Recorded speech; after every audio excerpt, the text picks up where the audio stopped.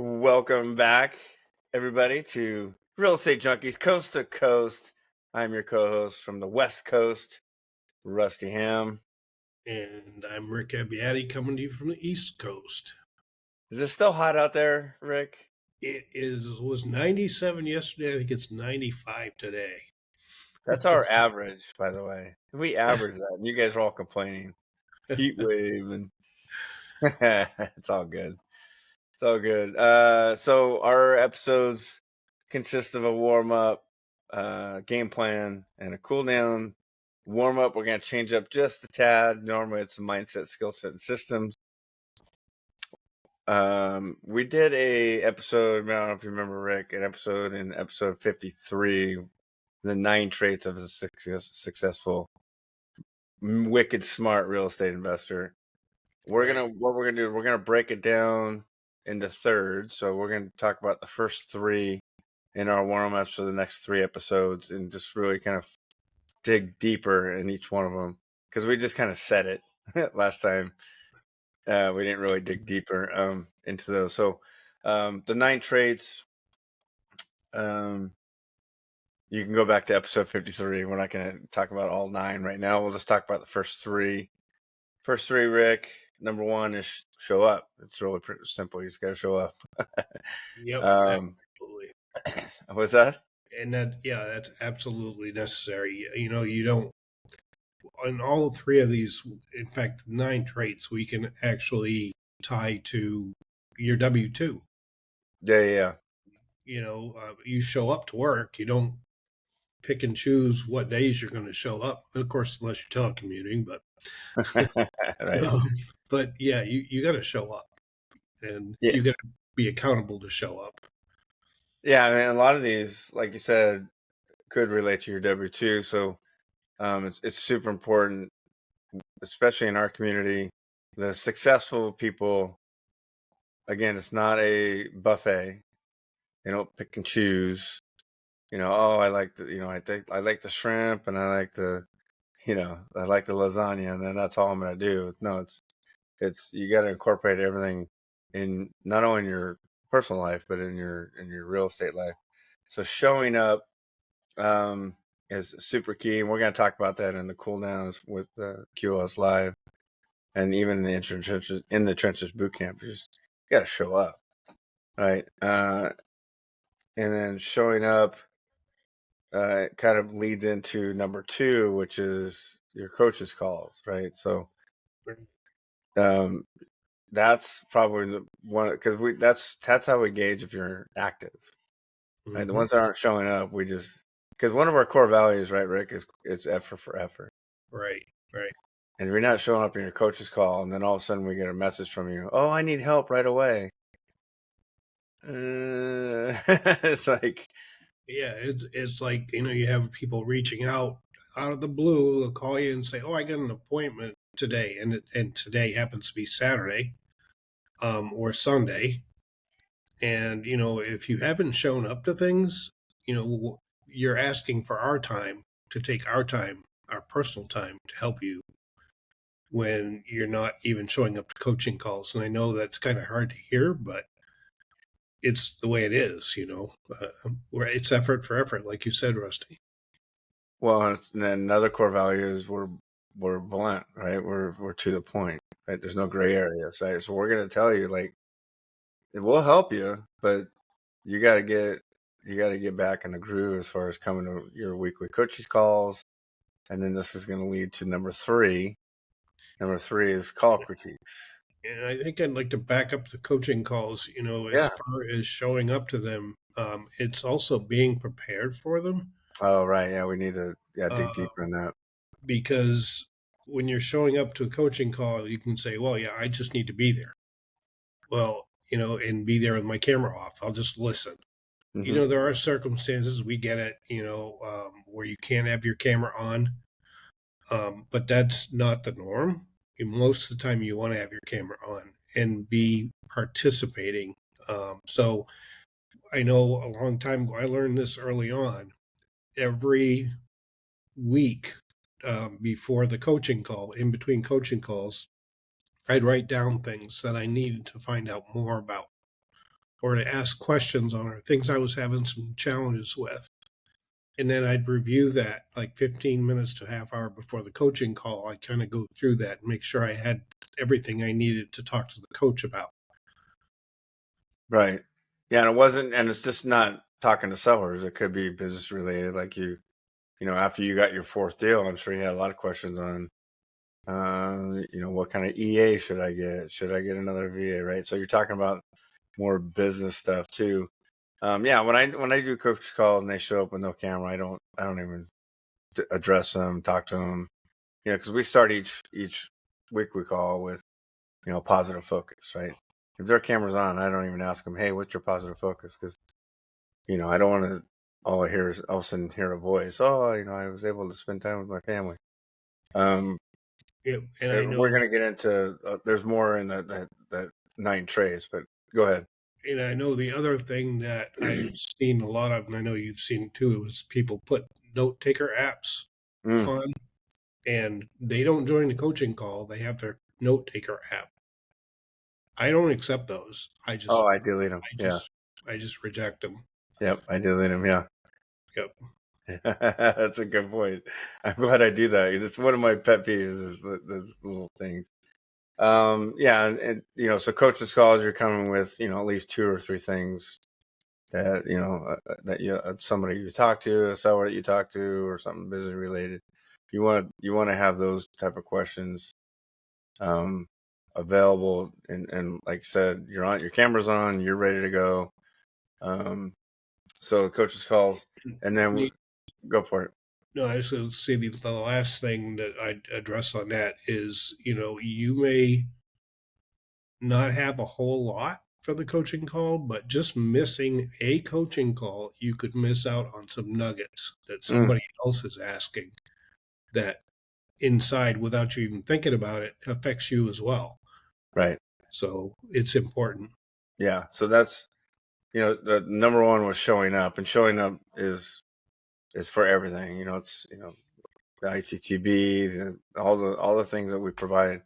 You got to show up. But coaching calls is probably your number one. Again, it's effort for effort. We show you if we see you coming to the coach's calls and you're asking questions.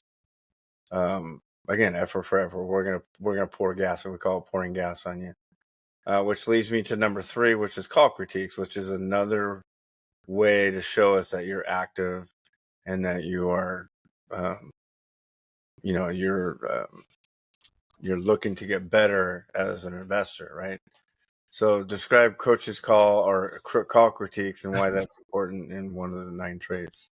Yeah, the critiques, we all start off and we talk about it all the time. We throw up all over ourselves making for our first calls, Yeah, and what better way to get improvement and get better at what you do, building confidence and everything, is to make the calls, but record them.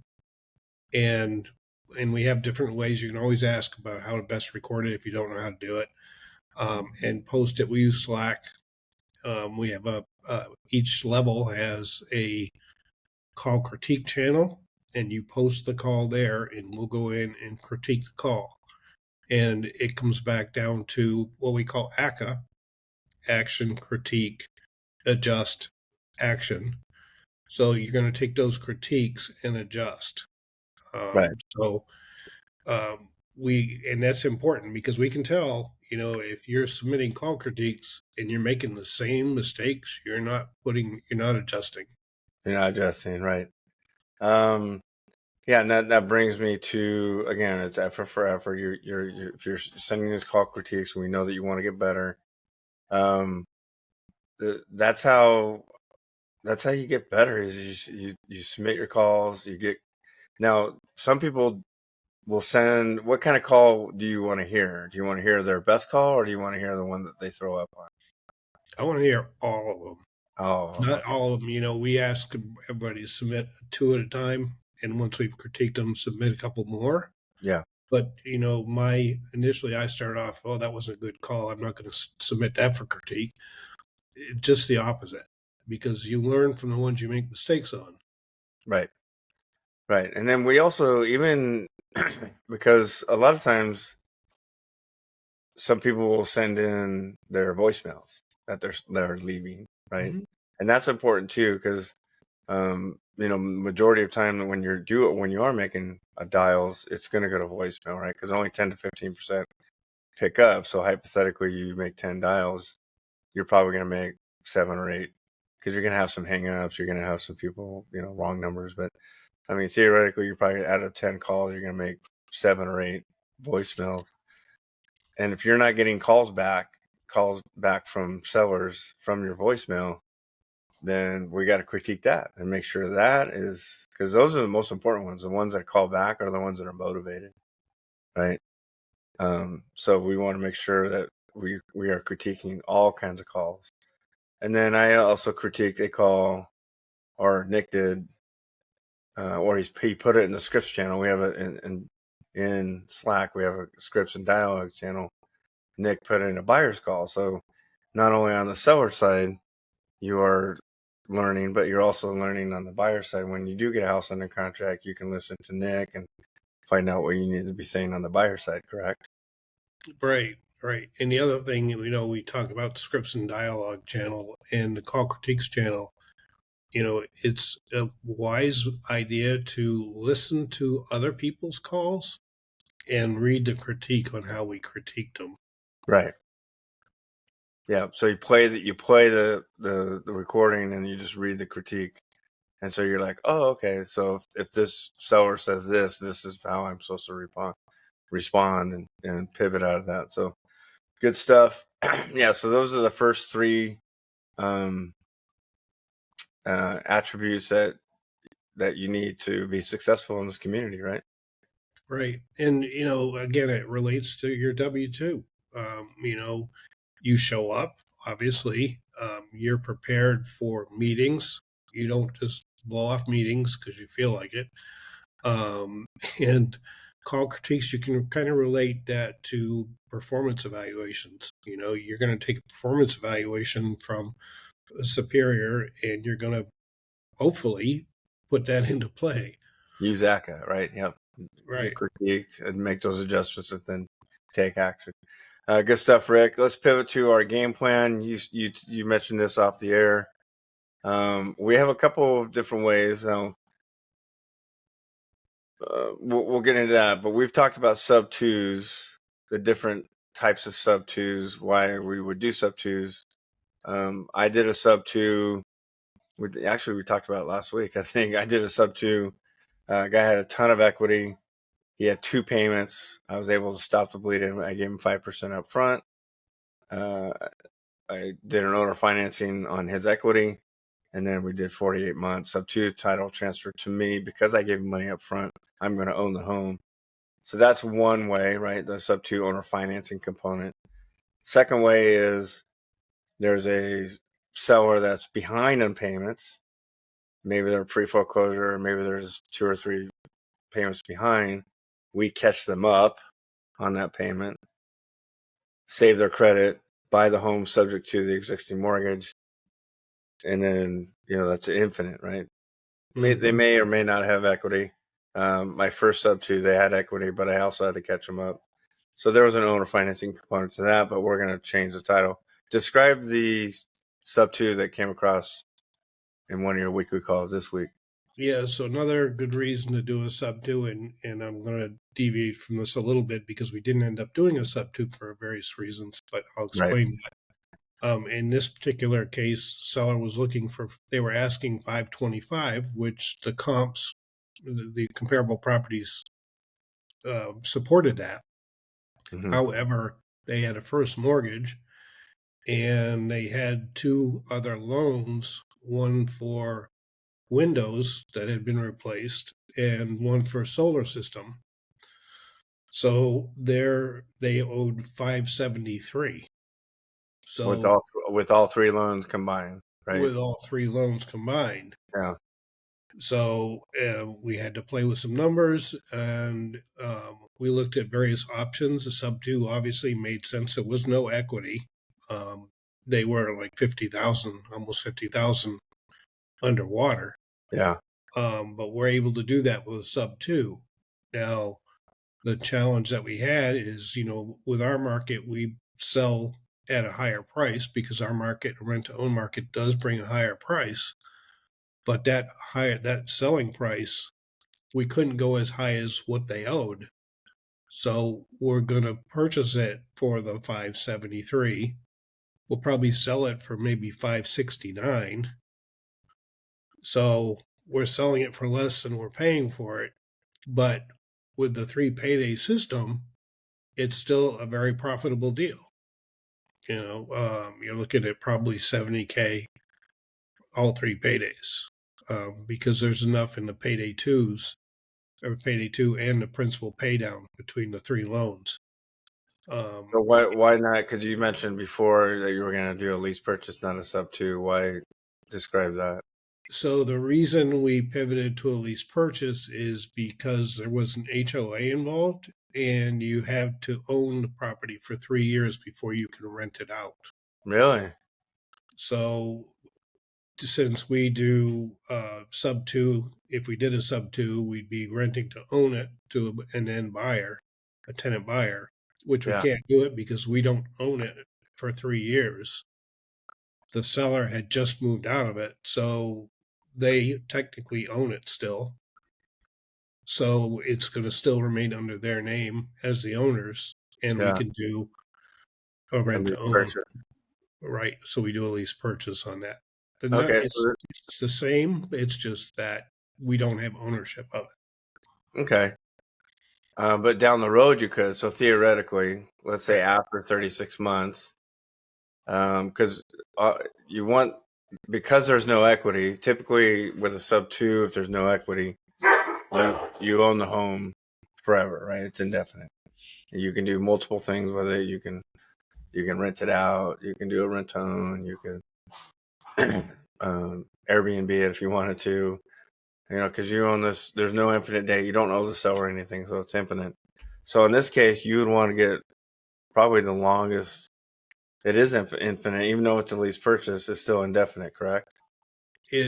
Well, the lease purchase has a term on it, but yeah, it's pretty much indefinite because there's no payoff date. So you'd want to get a long, a 48-month lease purchase hypothetically, and then after 36 months, transfer the title, and then Right. now you own it indefinitely. Right. Because on the other end, we have different strategies. We can you guys could potentially sell or finance it to a rent-own buyer. We always start out rent-own probably the first year or so. Once they get up to a certain down payment, then we can transition into a seller financing situation with the tenant buyer, correct? Right. And we could, if the tenant buyer had 20% down within a year and a half or 2 years, we could just pivot right then and do an owner finance.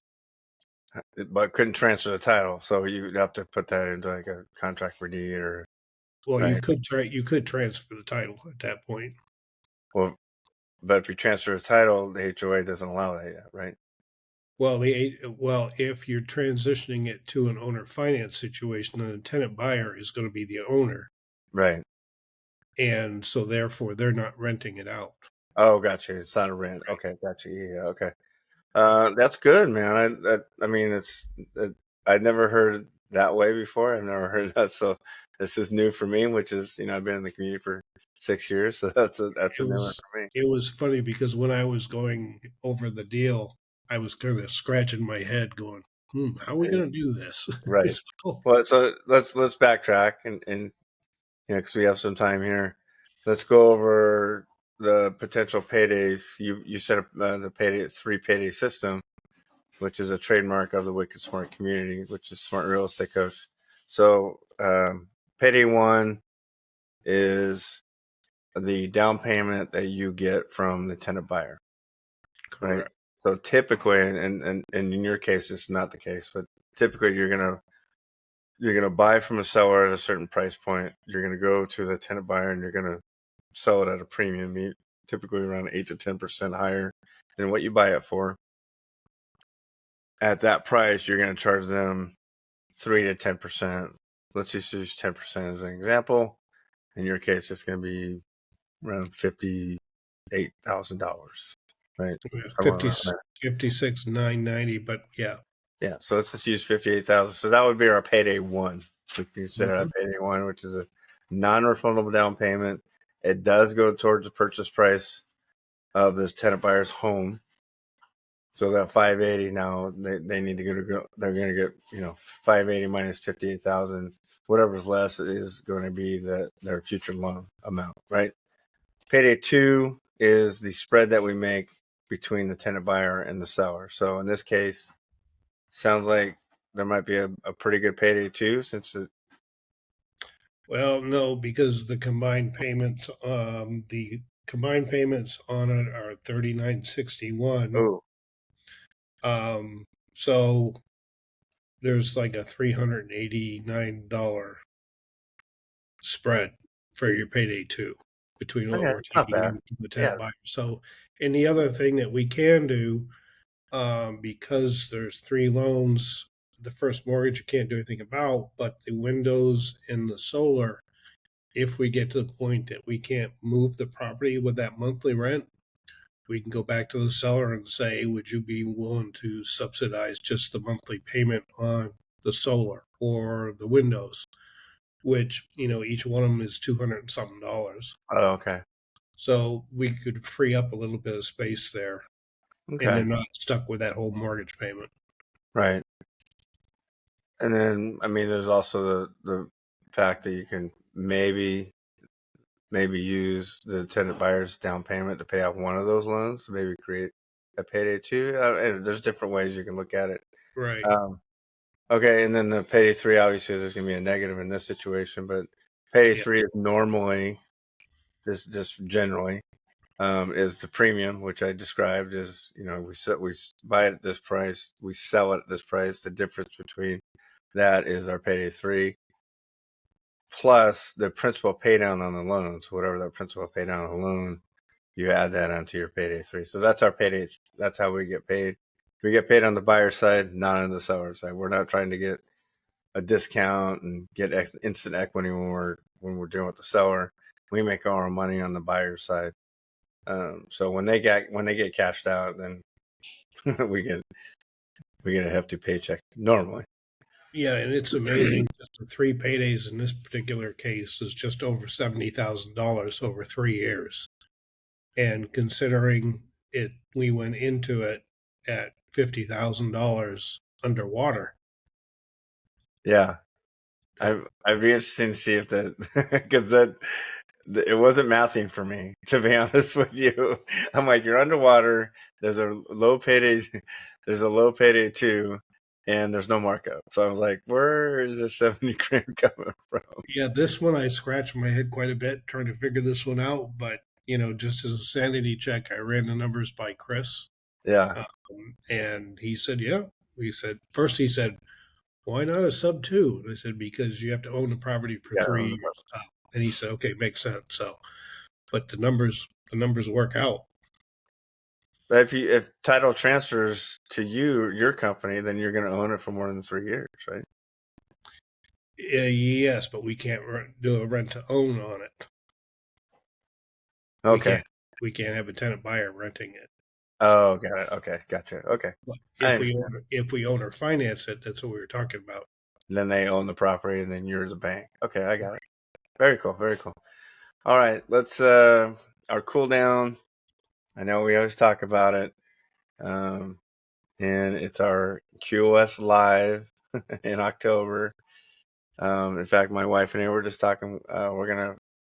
I think we're gonna arrive Friday afternoon, and we're gonna stay. We're gonna Friday night, Saturday, Sunday. She's gonna fly back Monday, and then I'm just gonna stay for the Monday, Tuesday event, and then fly home on Wednesday. So I got to figure that out with the wicked smart people. But let's talk about QoS and the importance of being there. Number one, let's talk about the importance of being there. And again, that goes back to the number one trait, which is show up. Right? We talked about showing up to your weekly calls. Right. It also incorporates showing up to QoS Live. I've never missed a QoS Live. even when it was virtual, right? We had a couple of virtual events because of COVID, but describe the importance of QoS. Yeah, and it's not just another event. It's the importance. Yes, there's a lot of information. We bring Chris brings speakers in. Mm-hmm. We have panels. So like sometimes last year we had a panel of attorneys. Mm-hmm. A lot of people took a lot out of that one. We had Forbes Riley, who's the queen of pitch. I mean, she did. Cleaner pitch. Yes, she's though she did QVC for years, and she's really good at it. But that was wonderful. We had a lot of different speakers come in, and then we just have us up there. We'll sometimes bring up panels of associates that have done some deals recently, talking about their deals. No. We had you and I up there doing role play. Stump the coaches. Yeah, we used to do stump the coaches, where anybody could pick a coach and ask them anything they wanted to, and see if they could stump them. But Yeah. Yeah. One of the panels was us. I think it was me, you, Steve, Brian. We all recently just left our W-2s, so that we were up there describing what that felt like, right? Leaving our W-2s. We recently had somebody in the community leave their W-2. She's actually on one of the episodes, Judy Richards. And then speaking of females, sometimes they'll do a female panel, right? Because we do have some females that are kicking butt. Jessica Johnson and Judy, right? Josie, Josie. I mean, let's talk about Josie just for a second. She's probably an anomaly because she doesn't show up to the weekly calls. yeah, But for a very good reason. for a very good reason. She's I think a librarian, and her time is limited Teacher. during the school year. But she was able to connect with a seller that had fix and flips or just a bunch of rentals. He'd fix some flips. Yeah, so we did a proof of concept with him, and you were the first point of contact as far as coach. She gets this house under contract. She's in Texas so they can't do a lease purchase, but they can do an AO. We've talked about an AO before. She gets a buyer in there. So the seller's like, sweet, let's do like two more, right? I think it was like two more after that. Yeah, she should have her seventh one signed. Yeah.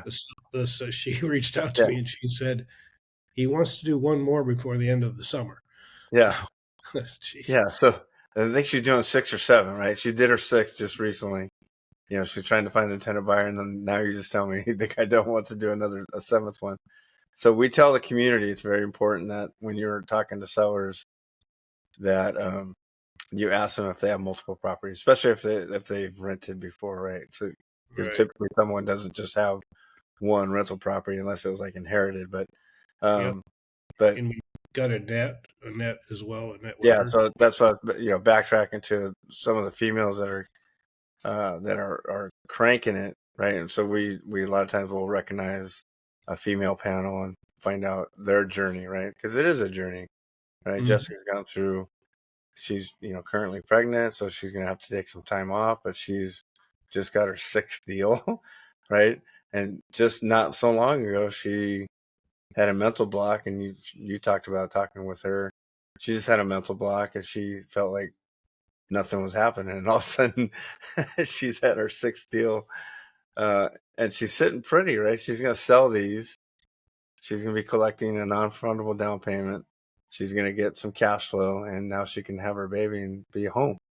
She doesn't have to worry about losing money or not getting paid while she's on leave, right?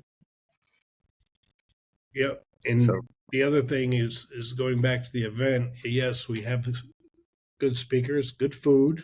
Good food, great food. Yes. A lot of it is the in-between sessions and the night sessions, or the getting together at night, because it's at an Irish pub or something like that. But you're hanging around. It's all who you hang with, and when you're hanging around people that are doing deals, that's priceless. Yeah. And you get to know each other personally. I love spending time with all associates, and I know you do as well. We all do.